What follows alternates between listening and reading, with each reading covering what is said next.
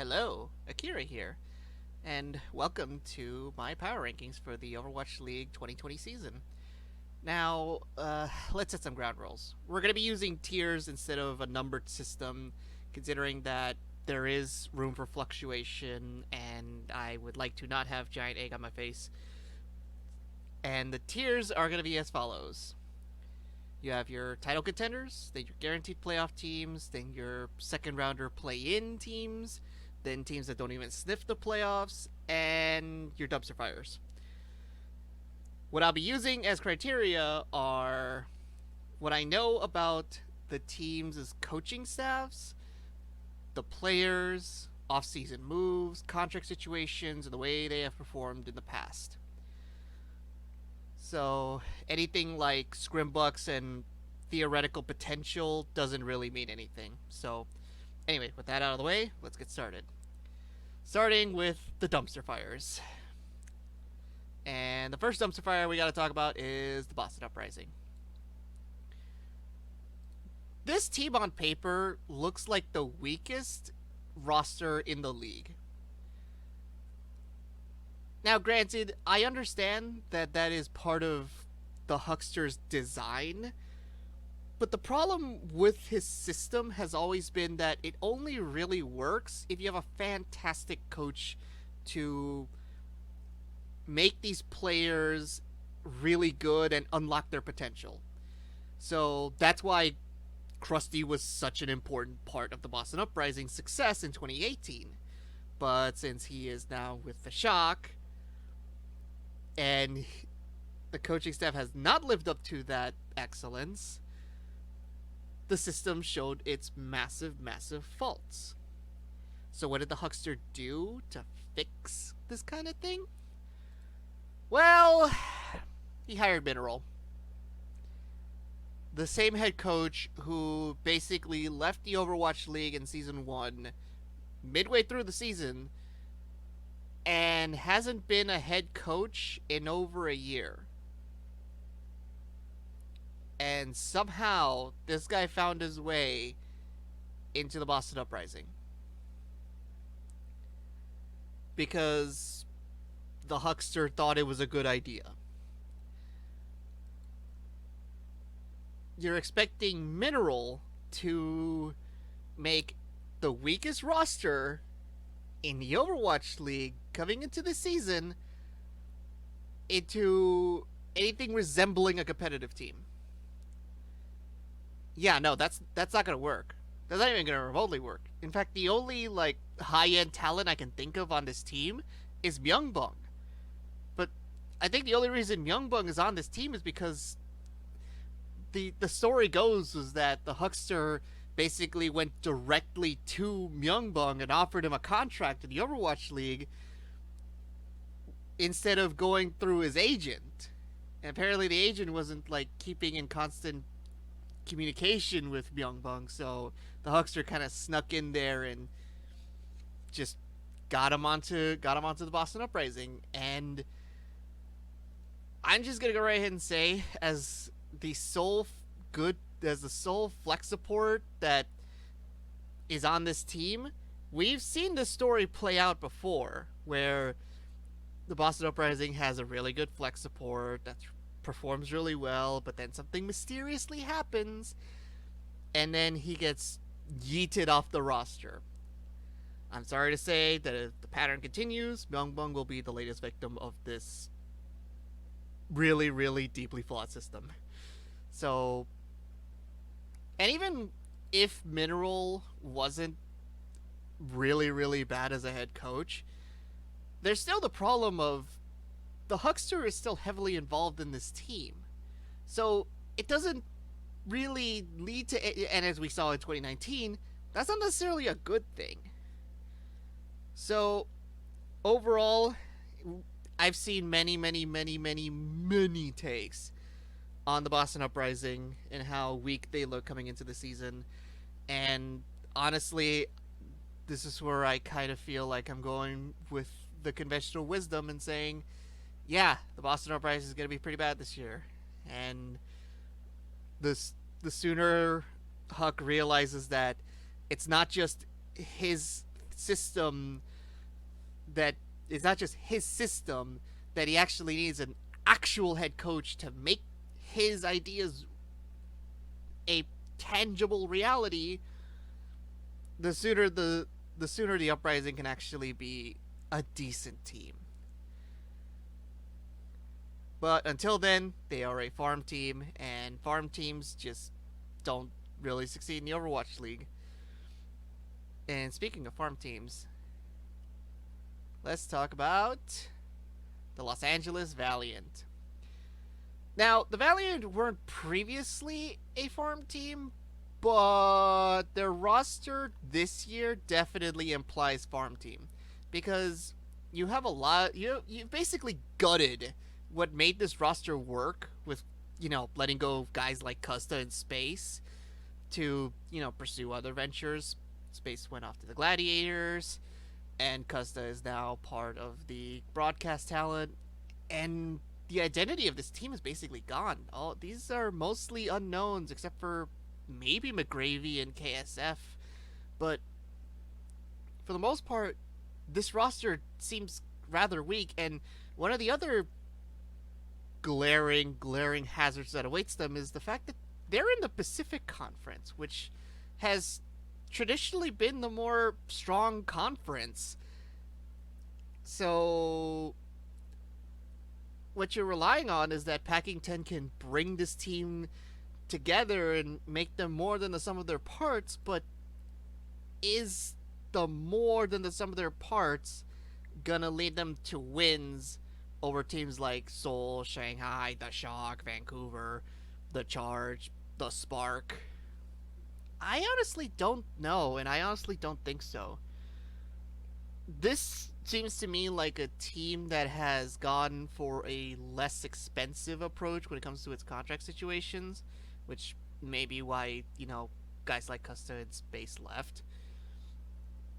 But given that that's the case, this is also a farm team, but in the conference that will basically eat them alive, and a better coaching staff than the Uprising, which kind of balances it out. And honestly, I think that Packington's leadership will lead them to more wins than what the Boston Uprising will manage this year. So there you go. Even though it'll lead them to more wins, they're still a dumpster fire, and they are still going to be pretty bad. So Valiant, not looking too good this season. Speaking of teams that aren't looking too good, the Paris Eternal. Now, when Sparkle joined this roster, I had my reservations about it because even though Sparkle is a really talented individual and Rush is a really good coach that built up his reputation in Korean contenders, he's joining an organization that has insisted on keeping French players that, quite frankly, don't cut it in the league. But the compromise that came from bringing on Sparkle and Rush and practically half of Element Mystic through Hanman and Exy is to create a mixed roster without any real plan for how to integrate them. So, for example, how are you going to have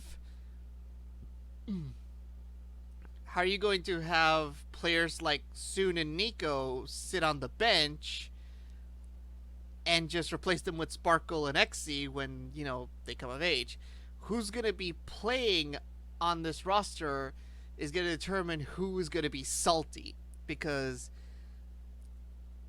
on the one hand, if you replace the former starters with the new Korean talent from Element Mystic, what tends to happen is that the Europeans don't take too kindly to that, and then you have problems in the locker room. But if you insist on playing the former or you insist on playing the the starters from 2019, and then just have the players that you acquired in the offseason just sit on the bench, that also creates problems because this team would probably end up losing just like they did in the last season. So at the end of the day, no one is really like there's no real stability that's created in this team. There is going to be internal conflict, and I don't know if Rush is going to be able to manage that. This is his first time running a mixed team. And rather than actually forming a new identity, they've kept the old identity, but they don't really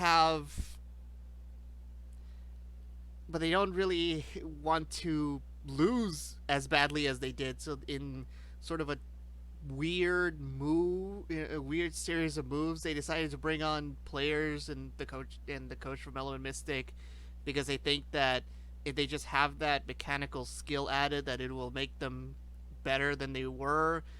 But honestly, I think this just creates problems in the team environment, and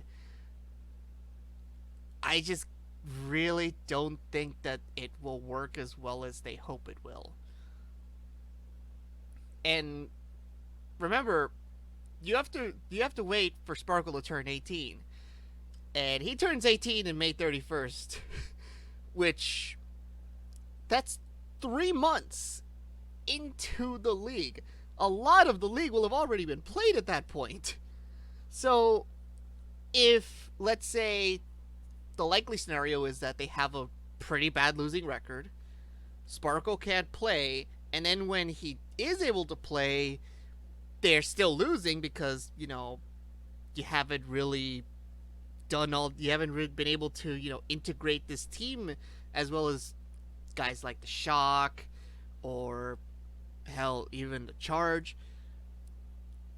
and because you have all these French players on ridiculous contracts, you either insisting on playing at least some of them, or you're letting them cause problems in the locker room. This team is riddled with potential conflict, and I don't see that going very well, especially considering this team had already had so many problems in season 2. So even though they did get half of Element Mystic and their coach, I guarantee you that at least one of them is going to demand a trade before the trade deadline. I'm willing to bet it's going to be Sparkle. But anyway, and now we go on to the last dumpster fire, which will be the Spitfire. Okay, so the Spitfire went from the roster that won him a championship in 2018, which then went on to lose in the first round of the 2019 playoffs. So what the Spitfire as an org did was essentially gut the entire roster except for Krillin and sign on what would essentially be a young core. And then, just to add on to the rebuild, they sign on Agape and Pavane, and also Guiding Twinkle as your coaching staff. Now, granted, I have a lot of questions about Agape and Pavane as coaching staff. I mean, even though Pavane has had a history of helping build really strong teams, he was on LW, which basically led to having players on New York. He was kind of given a lot of talent. This team is full of youngsters who haven't really been tested or proven to be good. So, how do you think that they'll manage that? Also, given how untested everyone is, like, some of these guys haven't even been through a contender season. they've played in minors. They've played in like small time tournaments and such. I have no idea what the Spitfire are thinking by basically like just nuking the entire championship roster and just building a new one from scratch. I'm guessing they're taking a giant gamble on young players that they can mold into, you know, really skilled players in the future. But for now, this might as well be a punt year for the Spitfire, which is kind of which is kind of weird considering we're just only 2 years removed from their miraculous championship run. But I guess that's the way they wanted to go. So we have finished with the dumpster fires, and now on to the teams that don't even sniff the playoffs. And we are gonna start with the Chengdu Hunters. Now, Chengdu is an interesting team because they were basically the only like truly Chinese team, but also probably the most entertaining team to watch in the GOATS era because they didn't play GOATS. However, the strength of their unpredictability was always in their triple DPS lineups with Among on Hamtaro to cause a lot of disruption and chaos, but a lot of teams have basically figured out how to counter that. And given that we are now in a 2-2-2 roll lock situation, they can't really do triple DPS anymore. So a lot of the strengths that made the Hunters both entertaining and kind of unpredictable are eliminated by the systems that we've put in place. And they haven't really upgraded their roster. Instead, Rui has had to leave the team, I think due to medical reasons. So they have, I think they have Ray and Takebi as the co-head coaches. Yes. But other than that, they haven't made a lot of changes to this roster. I think Leave comes of age this year. But aside from that, it's not all that exciting. And honestly, given that part of what led the Hunters to even getting into the play-ins was a series of very unfortunate events from other teams, and the fact that they got wins that they probably shouldn't have theoretically based off of their unpredictable play and how unorthodox they were and how hard they were to prepare for at times. Given that all that's kind of gone out the window, yeah, this team is not going to be as it's not going to be as good as it was. They'll be decent, and I'm pretty sure they'll have a lot of fun in their homestands. But I don't see them making the playoffs. And if they do make the play-in tournament, they would likely go out in the first round, just like they did last time. So, yeah. Speaking of another team that could make the play-ins, but then fall out pretty quickly, yes, we are talking about the Philadelphia Fusion. Initially, when I saw the Philly Fusion roster, I thought, this is a dumpster fire waiting to happen. However, after a lot of thought and a lot of reflection and admittedly a little bit of, retweaking my view on them as a team, they may not be a dumpster fire, but the problems that basically crippled this team are still there. Like, yes, they got rid of Neptuno. Congratulations, you got rid of one pillar of a toxic locker room.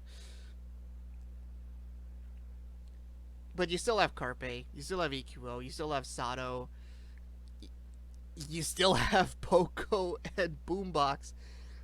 And honestly, they haven't really fixed a lot of their issues.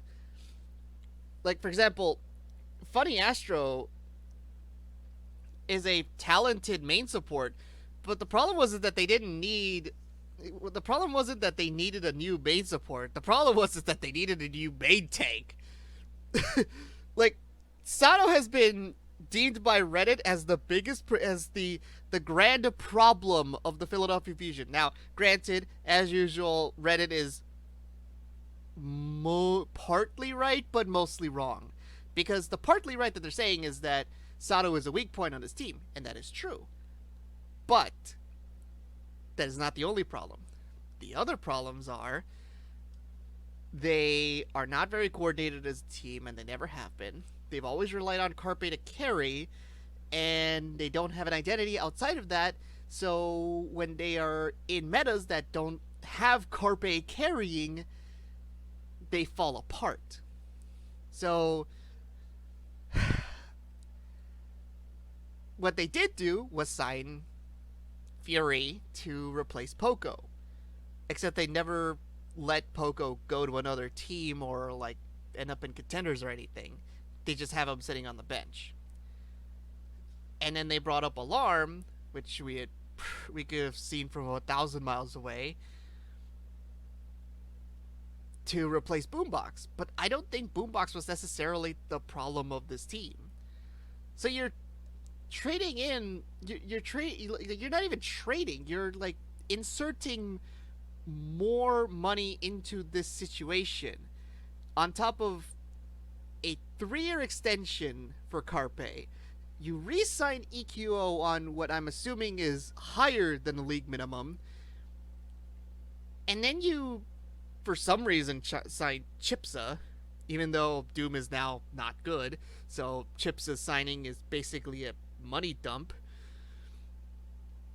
And then you have 2 potential starters in Ivy and Hisu, but in all likelihood, you probably won't see much of them because the org may not even want to bench Carpe, considering they've invested so much into him.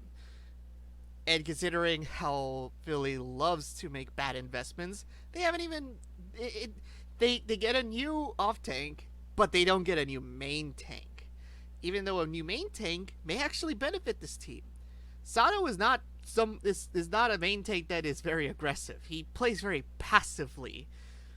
And given that this is a team that is very, very, very, very reliant on its DPS carrying and pulling off crazy bullshit, that's a death sentence. So part of what makes this team not work is that it's not built properly. So yes, you've added more mechanical high-end talent to this team, but you haven't really solved the underlying issues. It's a scenario where they have treated symptoms but not the diseases, or even the disease.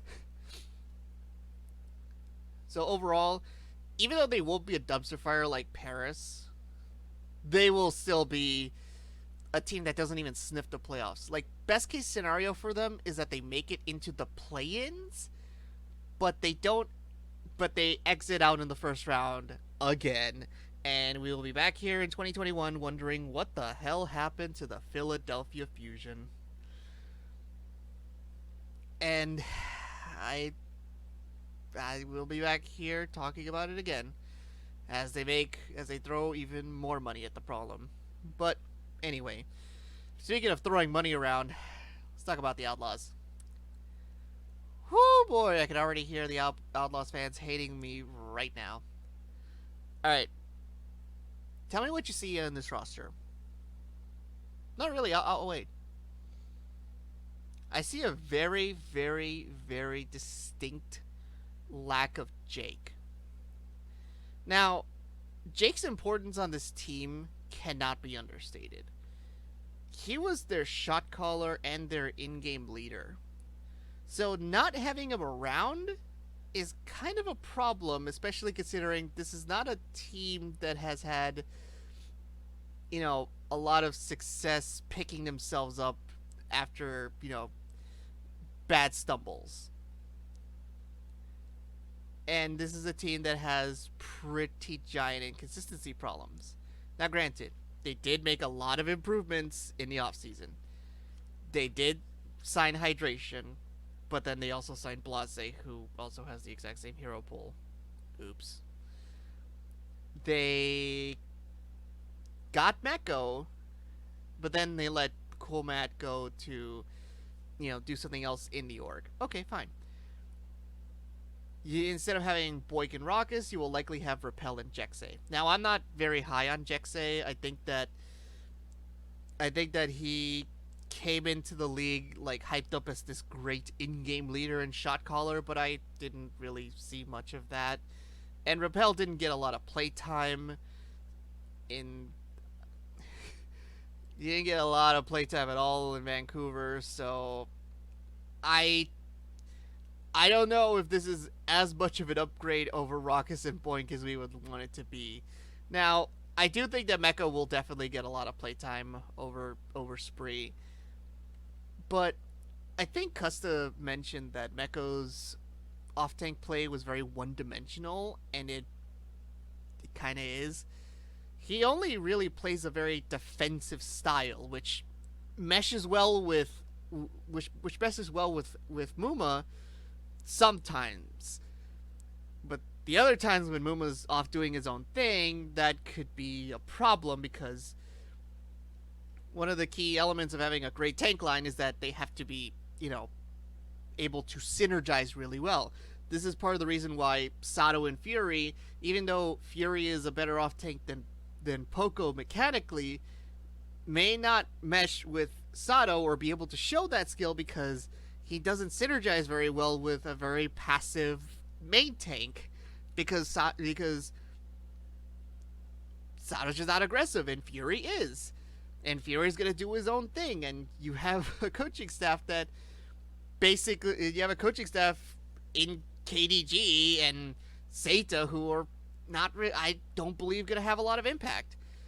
But this also kind of applies to the Outlaws in the sense that this is not a coaching staff that screams to me they are going to whip this team into shape. I mean, you have Harsha, who's a really, really cool guy. And you have Clockwork, who's also a pretty cool guy. And Hureg, who's probably going to be a translator, if I'm going to be honest. But none of these coaches have like extensive leadership qualities that will like stabilize and keep this team going when shit gets rough. So, both Philly and Houston suffer from the problem of their coaching staff doesn't really enable them to be better. Maybe it allows them to be decent, but it doesn't really allow them to be like better or, build up themselves as a unit. And even though the Outlaws have made a lot of what I call mechanical upgrades, I don't think they've made a lot of character upgrades, if that makes any sense. They don't have a person they can lean on to keep them in the game. So, as much as the Outlaws fans will hate me forever for saying this, they spend a lot of money just to be okay. And speaking of teams that spend a lot of money, let's talk about that Dallas Fuel. Oh, okay.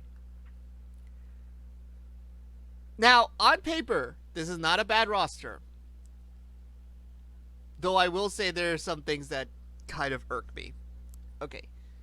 So even though Taimu went over to Envy in Contenders, you still have AKM and you still have Zachary when you have Decay and Doha. Why in God's green earth wouldn't you just play Decay and Doha the entire time? I think that's a better duo than AKM and Zachary on any day ever. Mickey has basically become the Le'Veon Bell of the Overwatch League. He's off on sabbatical. Like, if I didn't know any better, I would just say he's like a mascot for this team on Instagram. Traveling the world and stuff. Because he's never going to play. Especially when you have Note and Gamsu reunited from Boston.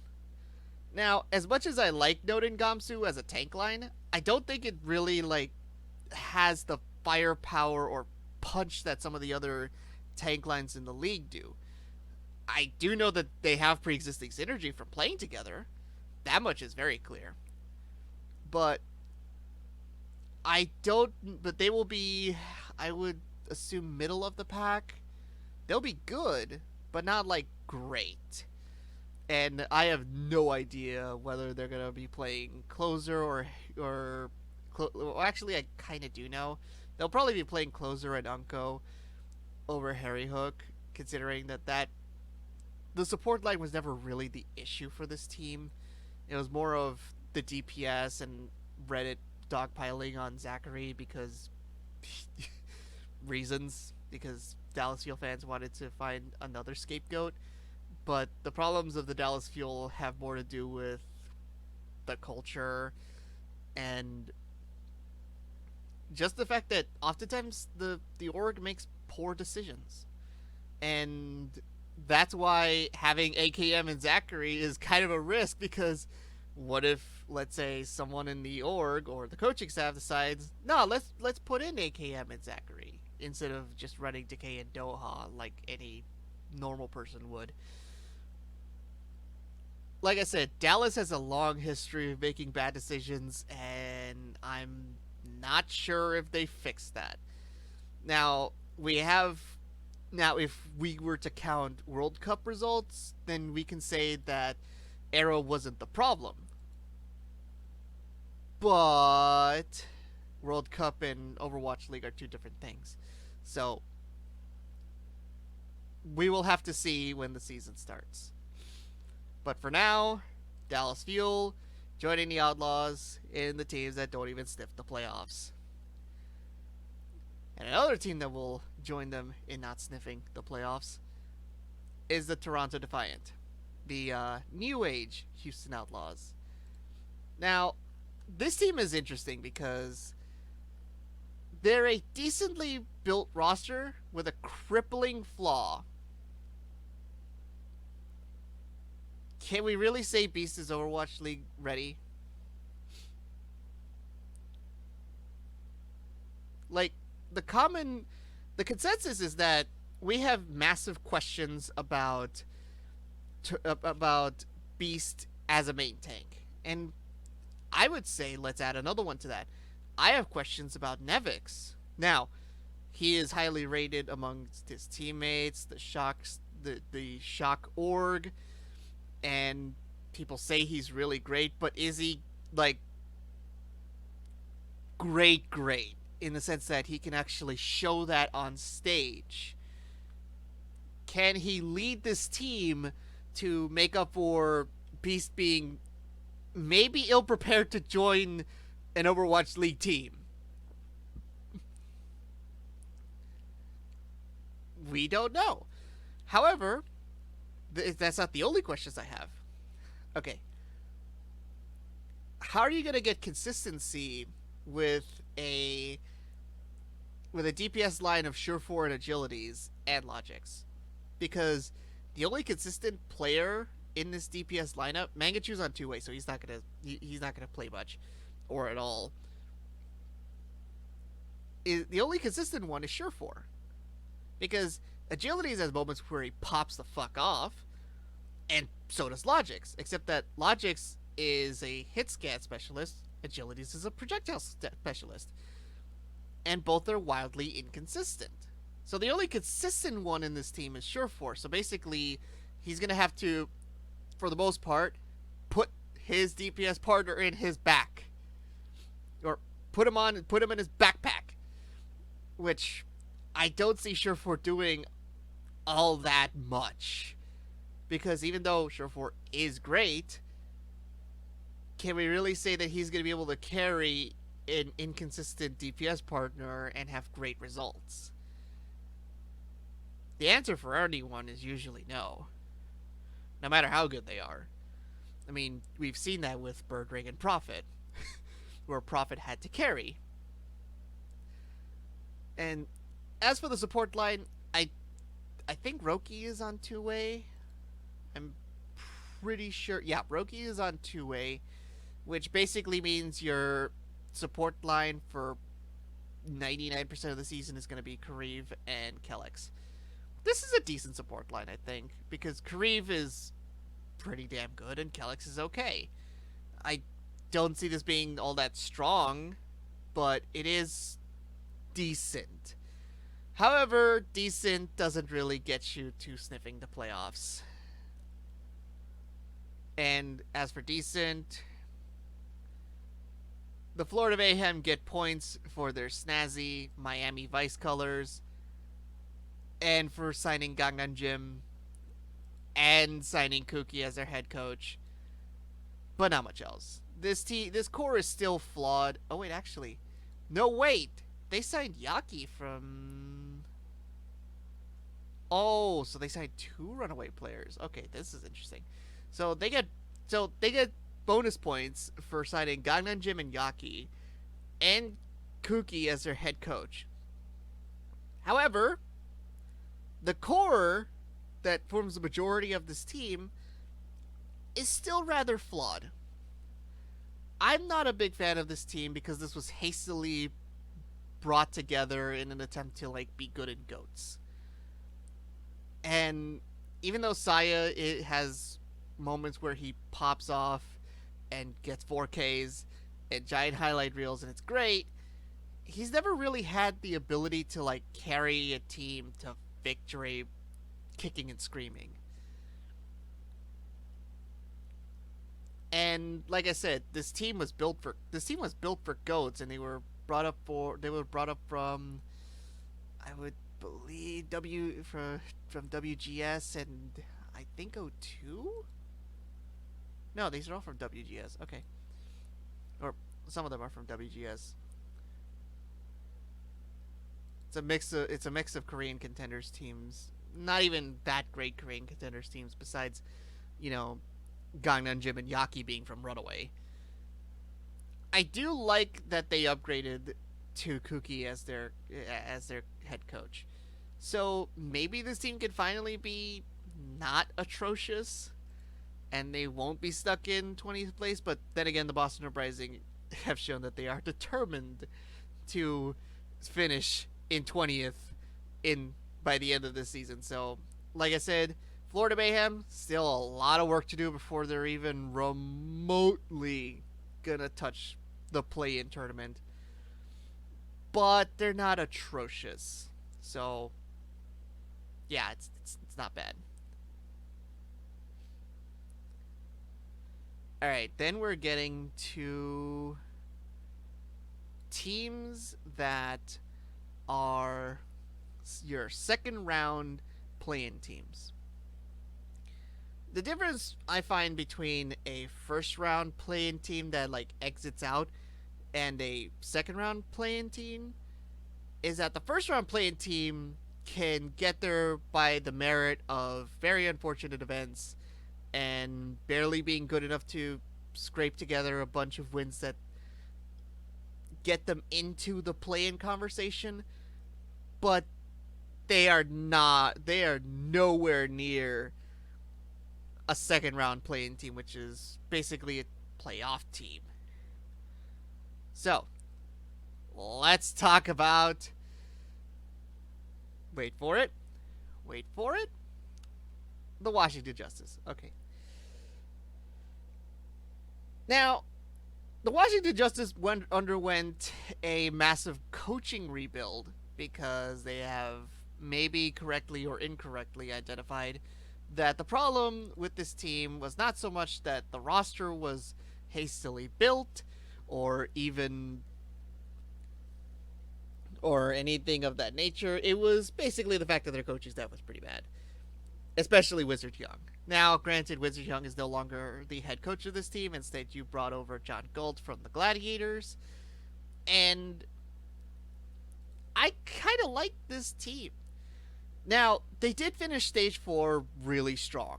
They were so good that the only team that could beat them, I think, was the Atlanta Reign, who mounted one of the most absurd late pushes into the playoffs I have ever seen in any sport. But aside from that, yeah, the Washington Justice were actually pretty good. They were never going to be good at GOATS, but now that GOATS is dead, this team has some room to breathe and actually play to their potential and play to their strengths and in their comfort zone. So I do like that they kept Corey Stratus. And they did bring over the buddy cop duo of Lolshis and Elevate.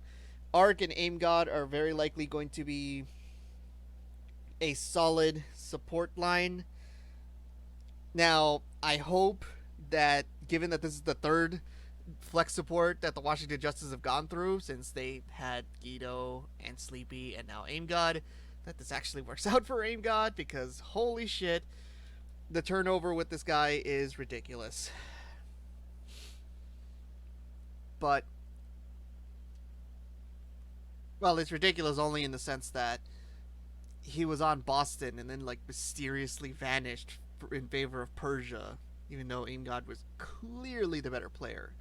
But anyway, this team is kind of built to have is built for duos. I don't know how they'll come together as a unit, but I do like the duos and like the role duos. Because even though Stratus may not be the most mechanically gifted player, he does sync up well with Corey. And Corey, oh, Corey has shown that he can ball. He can play, homies. He can definitely play. And Lolshis and Elevate, well, I always say that that a great tank line is defined by how well they synergize. So Lolshis and Elevate, since they are real life buddies, there you go. I do like that they kept Arc, mostly because I've always thought that he was a really good in-game leader, and also because everybody loves Arc. I think this team has a chance to finally be both meme-worthy, but also pretty good. Good enough to make a run for play-ins and get to the second round. And let's talk about another second round team from last year, the Swole Dynasty. Okay. I have some thoughts about the Swole Dynasty. Never in my entire life have I witnessed a team bungle their way out of championship contention to just being a second round playoff team or play-in team. I have never seen that. And they did that with one freaking move. They let Fleta go to Shanghai. And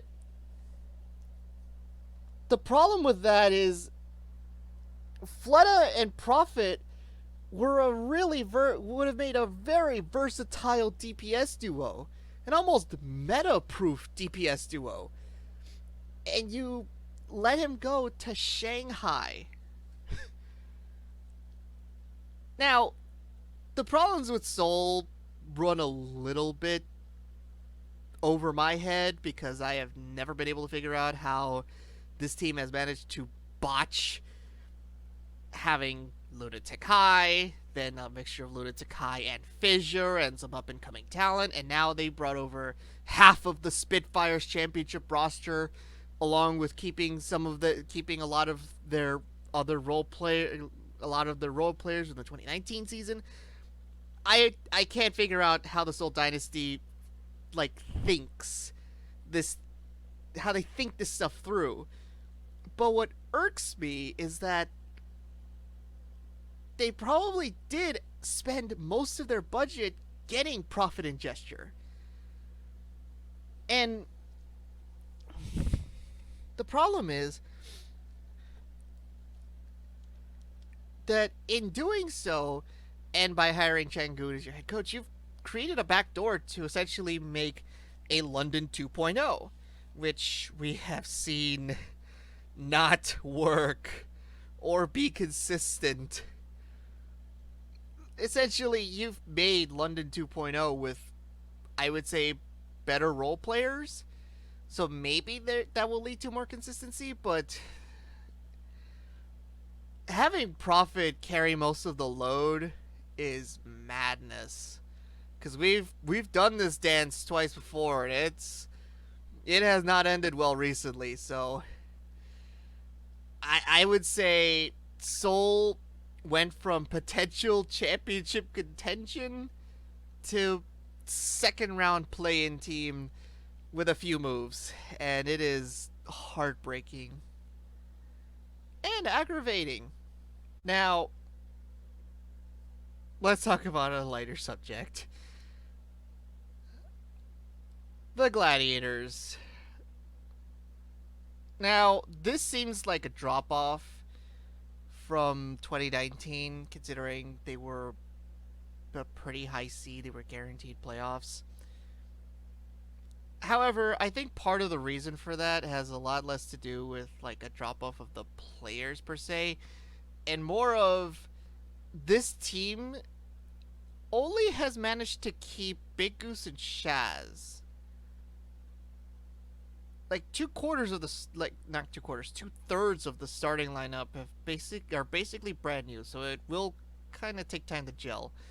And Deepay has gone from just the head coach of this team to being both the head coach and the GM, which essentially means he has become the Pat Riley of the Overwatch League. Now, for those of you who don't know, Pat Riley was both the GM and the head coach of the Miami Heat for a time in the NBA, and while that has worked out really well for him, it is not a guarantee that it'll work out in this case.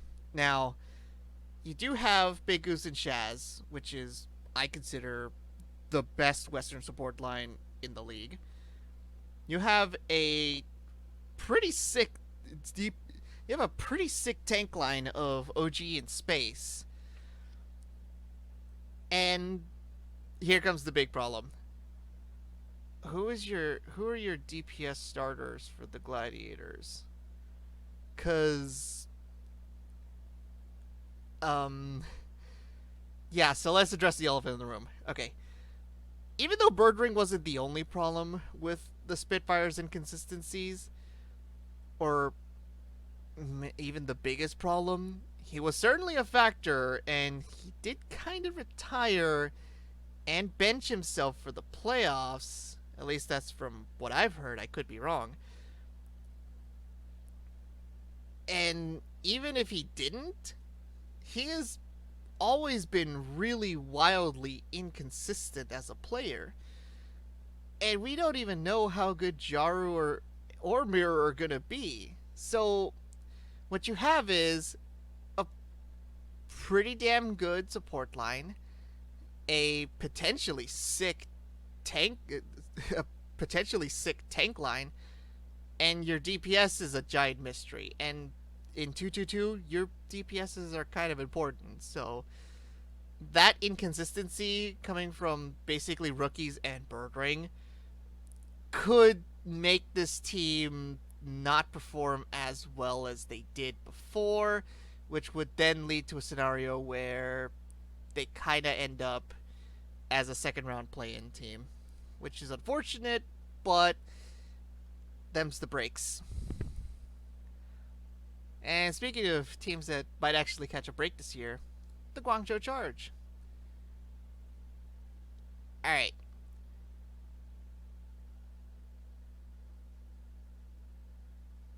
So, let me yes.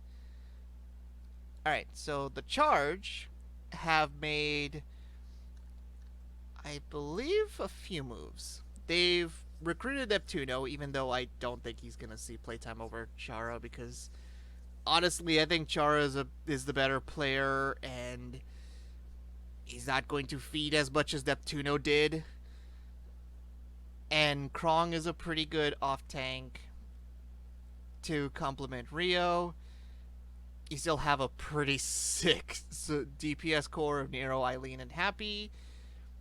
This team looks good, but there's one teeny weeny little thing missing from the squad. Who's their leadership figure? I mean, I've heard good things about this coaching staff,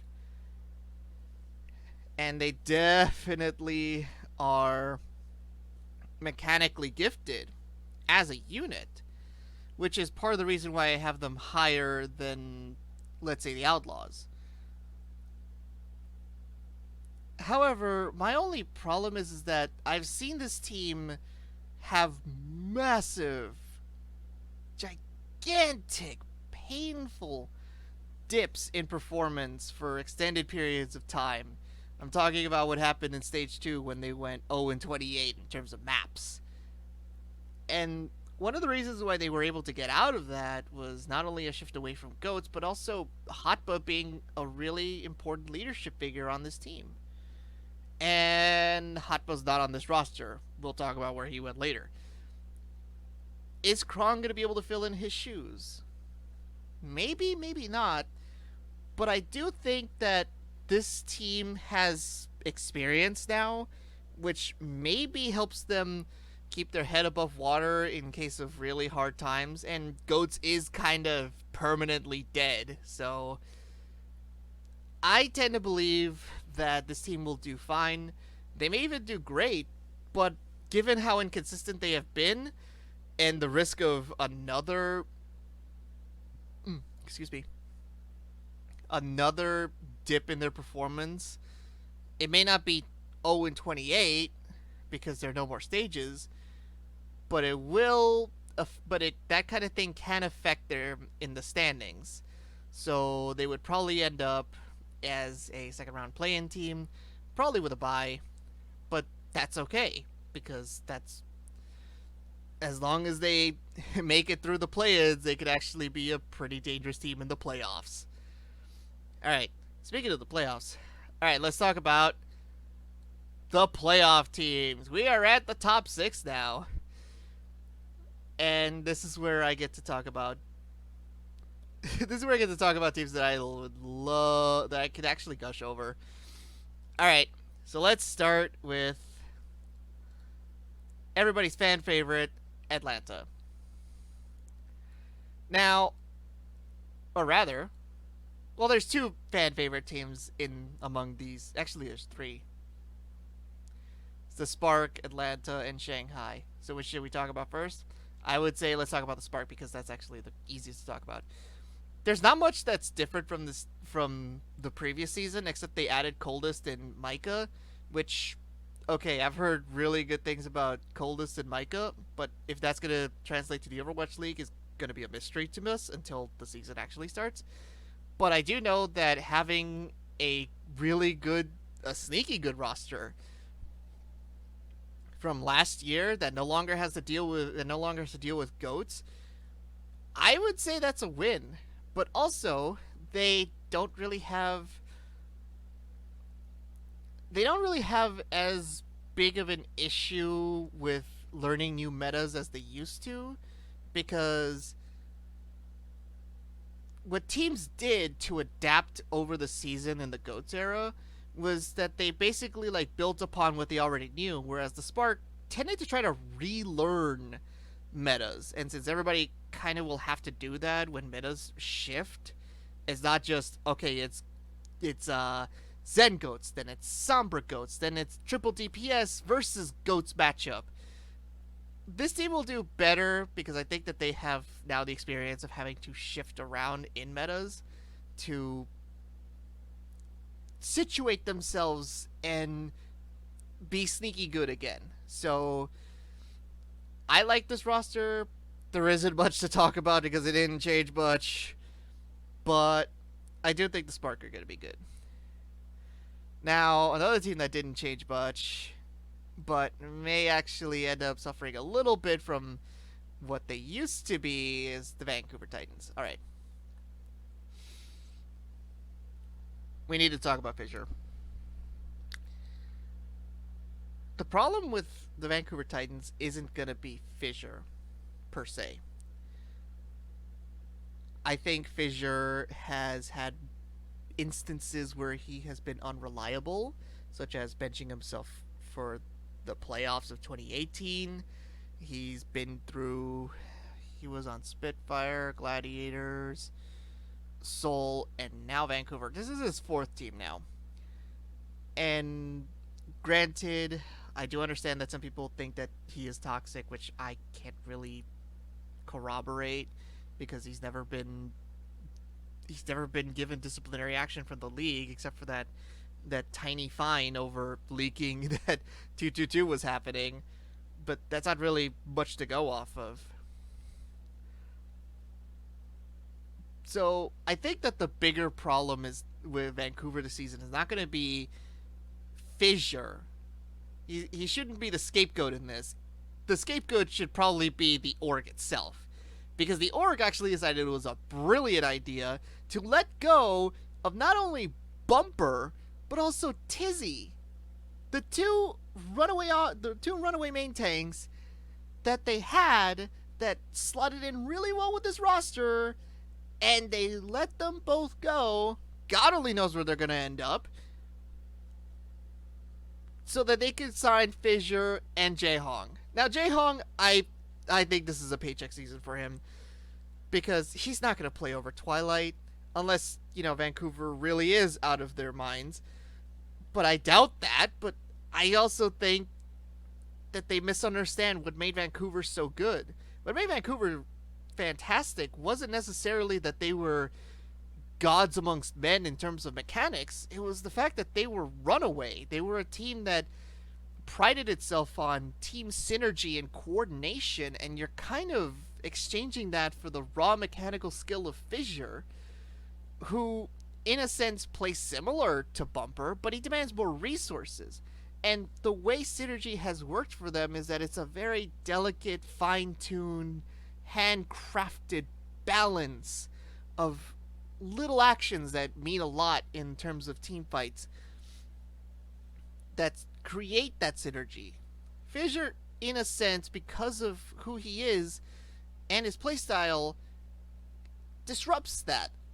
And who knows what'll happen at that point. It might create a scenario where this team doesn't look as good as they used to. And not to mention that this team was brought up from wholesale, from Korean contenders, for being a fantastic GOATS team, for being basically the greatest GOATS team of all time. But now we're way past that. There's no more GOATS. So how will this team do in metas that aren't GOATs? It's a grand mystery, and I think Vancouver, given all the rumors about them having internal conflict, they're not fans of the coaching staff, and I don't think there's a GM for Vancouver, which there's no GM for Vancouver. Well, that's just a problem right there. The whole reason why you have a GM is to basically be like a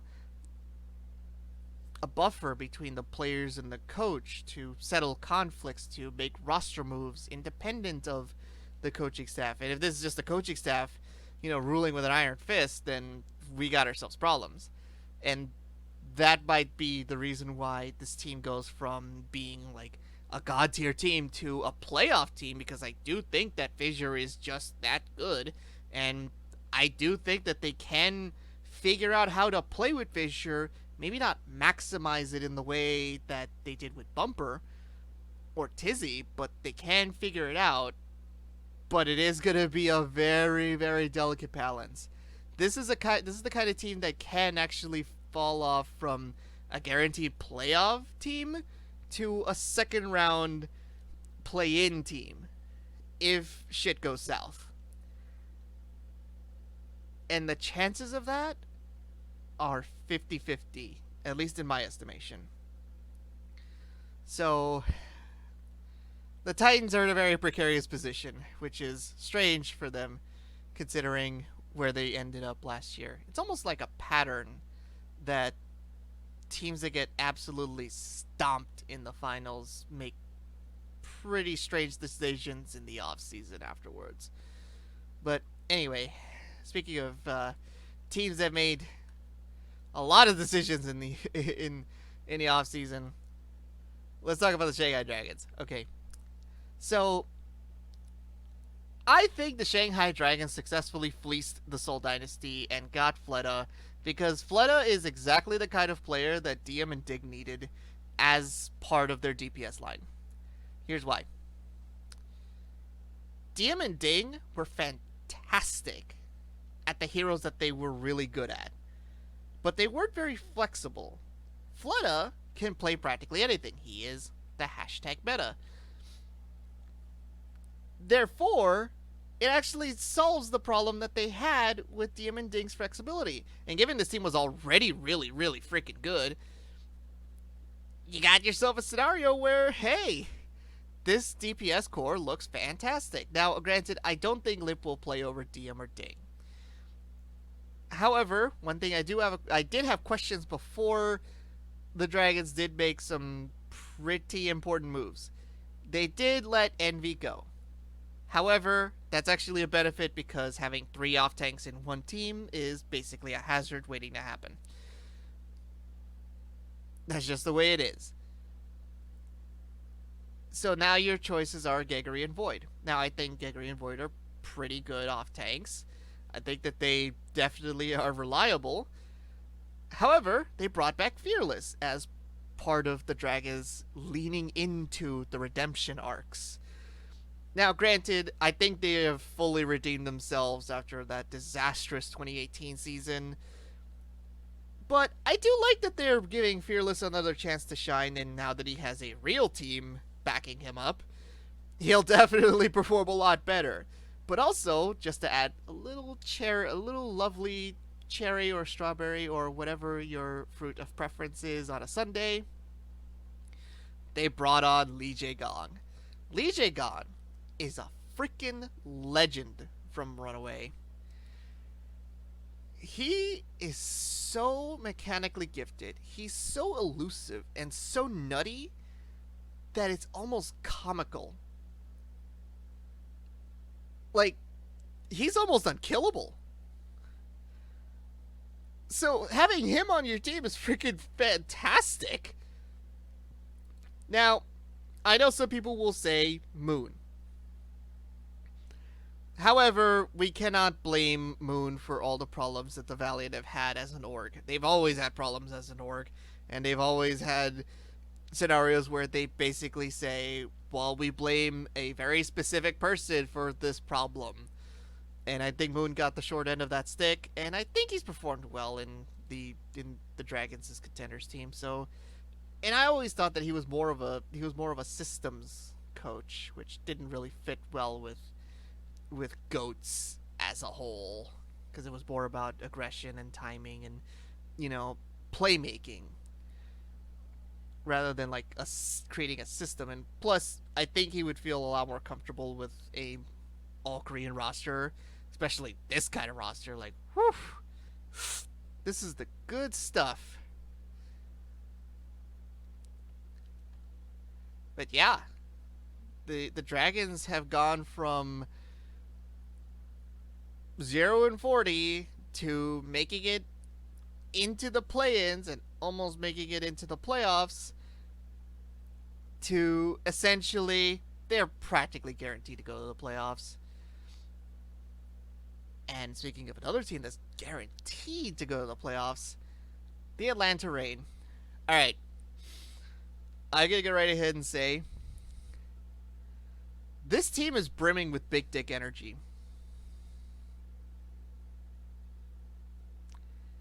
You've got Erster, you've got Edison, you've got Baby Bay, you got Gator and Hawk, you got Masa and Dogman. Like, this team is brimming with big dick energy. And a lot of talent. I mean, Erster and Edison is a lethal DPS duo. I'm not even gonna mince words about it. I think Gator and Hawk will make a fantastic tank line. And Dogman and Masa have proven themselves to be a pretty damn good support line as well. The only thing that I could see derailing them a bit, or even a lot, is if, let's say, Dogman gets a big head and, goes on an egotistical rampage. If that were to happen, and, let's say he gets himself suspended or does something really stupid, then that could easily derail this team. Will it derail them off of the playoffs? Not likely. But there's also one other thing that prevents them from reaching the tippy top of the tiers in this league, and that kind of has a lot to do with the coaching staff. Now, it is not because the coaching staff is bad. The coaching staff is actually really good. The thing is that the coaching staff for this team is more hands off, and given that you have a lot of people with big dick energy, and this team has historically been one that rides off of emotion, you can't really rely on that when it comes to going for a championship. And I do know that a lot of people have had them either like floating between rank 3 and rank 2 on a power rankings, but I think they're more of a 3 only because the thing that limits them the most is the fact that they ride so much off of emotion. They are a very emotional team, and that can bite them in the ass, especially in the playoffs. And a team that demonstrated that was, well, the New York Excelsior. Oh, if I had to give an award for the smartest team in the offseason, it may not be the most exciting offseason for the New York Excelsior. It may not be like them throwing like oodles and oodles and piles of money around. It may not have had big name signings that won't really lead to much in a practical sense. But the New York Excelsior have approached this offseason very intelligently. Well, first of all, they basically got rid of the players that they would not be able to use in the season. So, for example, they moved Pine over to be a streamer, which is fine. Pine was never really going to see a lot of playtime, and honestly, the days of Widow carries are pretty much permanently gone, especially considering Baptiste is part of the game now, and his immortality field kind of renders Widow carries moot. They did let go of Flower because, well, even though he had moments of brilliance, he didn't exactly live up to the legend. So they let him go. He found a new He found a new home with Runaway. What we have now are a DPS core of SPB, Libero, Nene, and Who Are You. Now, Who Are You is an interesting one because even though I've heard a lot about Who Are You's behavioral issues, I'm kind of wondering if there may be a little bit of embellishment to them, because the thing is that Who Are You was 16 when he won his first championship. I think around 16, because he was part of Lunatic High when they won season 2. And then he was benched for all of season 3, and then the whole like motivation for Lunatic High to win season 3 was to prove that they could win without Who Are You, which I would say if you served as the motivation for an entire team to win to win a ring out of spite, that's saying something about how much they knew you carried. And then Who Are You was essentially the one I would consider the most integral part of Fusion University's dominance, because once he left, or was, given away to teams like Meta Athena like it was a box of cookies, they started declining. So I do think that in order for Who Are You to work, you do need a great team environment, which is exactly what New York has always been. Like, I can't really speak to how good a team environment Lunatic High was, or how good a team environment Fusion University was, but I do know that New York has always been a fantastic team with a great locker room. So Who Are You has found himself a pretty good gig. Now, I do think that now that New York has finally killed the LW curse, where they always choked in the playoffs, this team's potential while unmatched, doesn't even need to rely on its potential. It's right there. They have shown it, they have demonstrated it, that they can play in the clutch.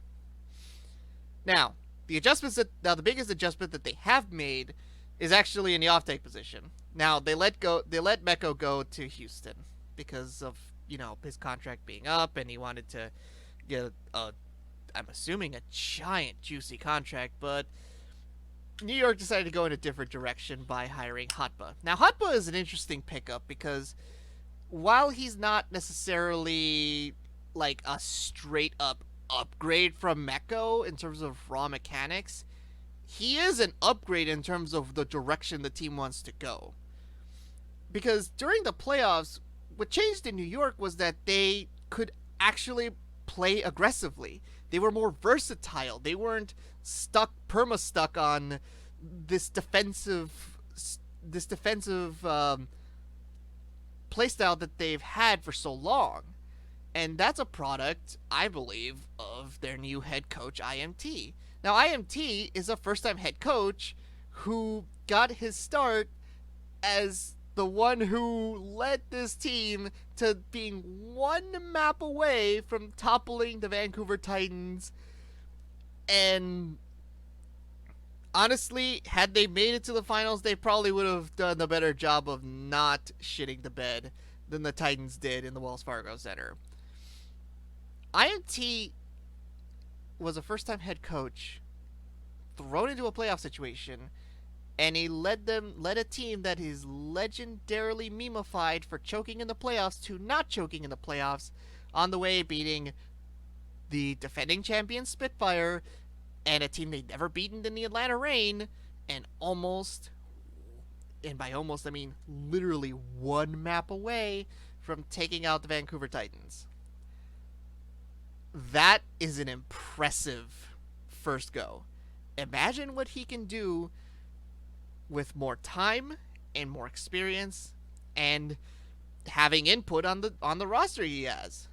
And I think Hotba is part of that effort to allow New York to be more decisive. But also, Hotba has always been a leadership figure.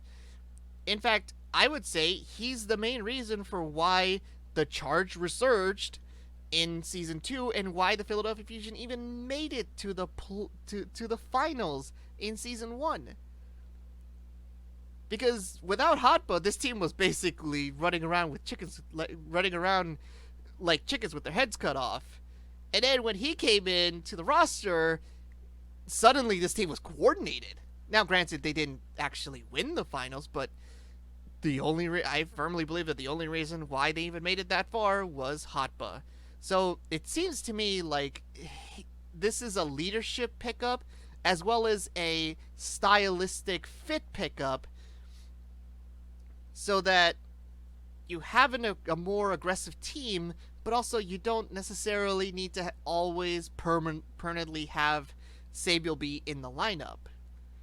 But it also means that you can have two stabilizing in-game leaders in the lineup, which means this team is going to be practically unshakable.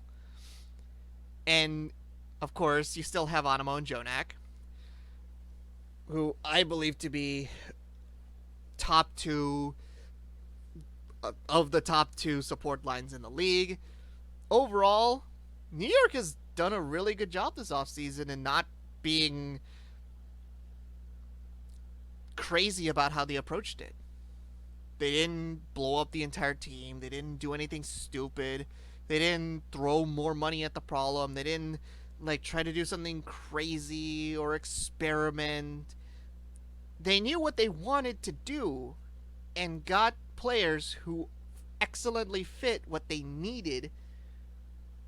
And honestly, I think given that they were within one map away from getting to the finals and only lost because of Haxel's last stand, where he may have made where it may have been the last match where he is actually a god,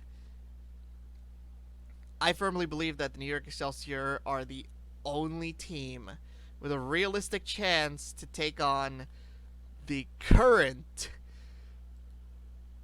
ball cracking, defending champions, the San Francisco Shock. What is there to say about the Shock besides holy shit? You still have your head coach in Krusty. You still have guys like Sinatra, Striker, Rascal, Architect, Choi Boy, Super, Smurf, Moth, and Violet. This team is so versatile and so fucking deadly and so fucking good. There's really not much to say besides the fact that they haven't really lost all that much besides Nevix, which may not even have that much of an impact. This team is stacked. This team went to the Wells Fargo Center and took their bitter rivals, the team that was expected to give them a 7-map series, to the dumpster and swept them away. These guys went on a 28-0 map win record. They did not lose a single map in that stage. This team is really freaking good. They are excellent. And they are leagues above the 18 other teams that are not New York. The only thing that could take down the Shock is a lack of hunger. If they don't have the same hunger that they did in Season 1, they are vulnerable to New York. Because even though New York has killed the stigma of being playoff chokers, they still want that title. They still want to go to the finals. They still want to win a championship. So New York is coming in with a hunger that is built from years and years and years of pain and suffering, and the Shock have to maintain the hunger that they had to get them to this point. Now I have faith in Krusty to be able to keep this team going and keep this team excellent. But like I said, it's always harder the second time around, because the hunger that they had in Season 1, it's going to be very difficult to maintain that. But if they can, we may be looking at the first ever Overwatch League dynasty. I am not kidding. So, to sum up, we have your dumpster fires with the Spitfire, Paris, the Valiant, and Boston. There's no hope for them. Then you have the teams that don't even sniff the playoffs, like Toronto, the 2 Texas teams, Philly because it's Philly, the Hunters, and the Mayhem. Your second round play-in teams, only 2 of these will actually go to the playoffs as the 7th and 8th seeds, the Charge, the Gladiators, the Dynasty, and the Justice. Then you have your guaranteed playoff teams in Atlanta, Shanghai, Vancouver, and Hangzhou. And your 2 title contenders end up as New York and the Shock. Well, let's see how this all goes. Thank you all for watching, and take care.